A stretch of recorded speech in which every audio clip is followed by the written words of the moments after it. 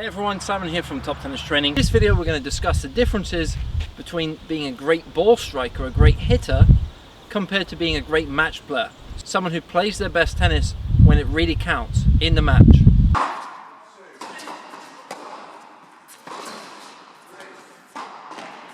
Too often players will get into a bad habit of just simply hitting and rallying when they're doing their training sessions. They'll just hit up and down the middle for ages on end.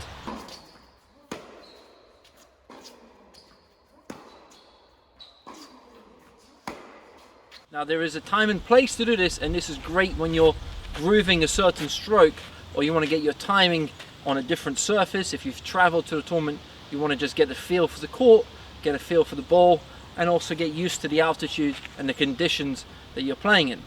But when you're actually training to peak for a match, this sort of training will help you if you do it only for a little bit, but then get into the real stuff. And the real stuff is playing point play based drills, and it's playing practice sets.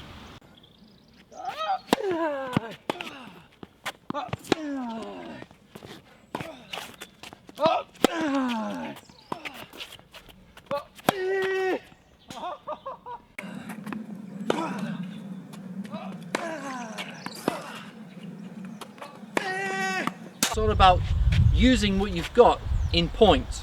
So you don't want to be a great hitter. There are many great hitters out there that we don't know about.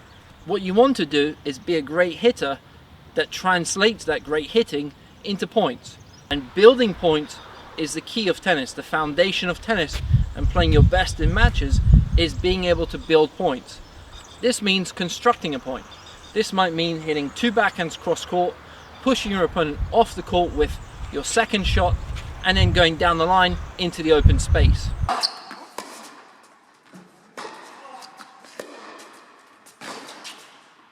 This might mean being able to mix up the spins. So I hit one heavy topspin shot, cross court deep to my opponent's backhand, and I hit a low slice down the line.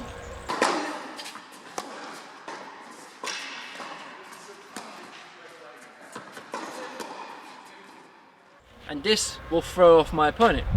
Now, being able to use your weapons in the point is the foundation of being a good match player. And this is why it's crucial that you don't just hit for hours on end, but you hit with a goal in mind. So my goal now is to work on my backhand cross court. I'm going to use that drill over and over again to groove it.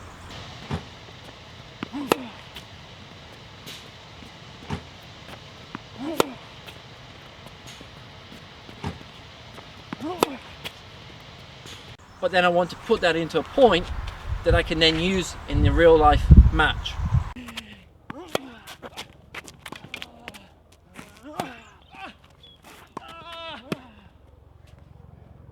So there's too many players in the world who get stuck in the habit of just hitting.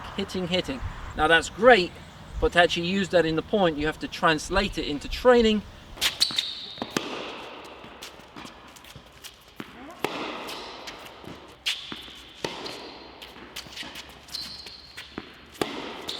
And then finally into the match. So don't be a great hitter, but when you are training, look to use whatever you're working on in the actual point so that it can come out in the real life match. Now on the flip side of that, there are some players who only play points in training and only play matches, practice sets. These players tend to have very good strategy and tactics, but their strokes tend to be a little bit poor. Now they might be able to get away with it against a certain level of player, but eventually they'll hit a wall where the opponents are just too good until they actually improve their strokes. You don't want to be this player either, because eventually you'll hit a level in matches where you just simply can't win. You might be winning at the 3.5 or the 4.0 level, but when you start playing 4.5s and above, you simply don't have the game to beat them. So you want to groove your shots, you want to improve your strokes, but you want to always implement that into points that then translates into the match.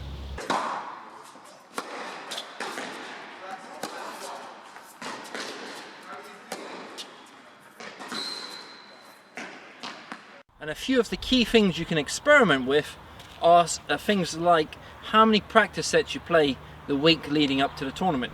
So for me, I used to know that if I wanted to play my best when the tournament came and the match came, I would have to try to play between 6 and 10 practice sets the week before the actual event. Now this might mean that you don't train as much in terms of drills, but more of your training session is dedicated to points and to practice sets, practice matches.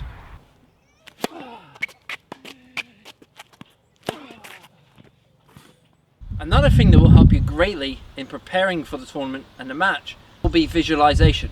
And this is where you simply focus in and you visualize how you want to be playing points, how you want to be constructing the points, and how you want to be winning that match.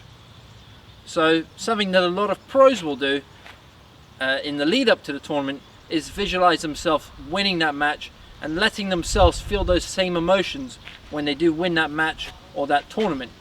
Now this is something that most of the top pros will use a lot of, especially in the lead up to the bigger events.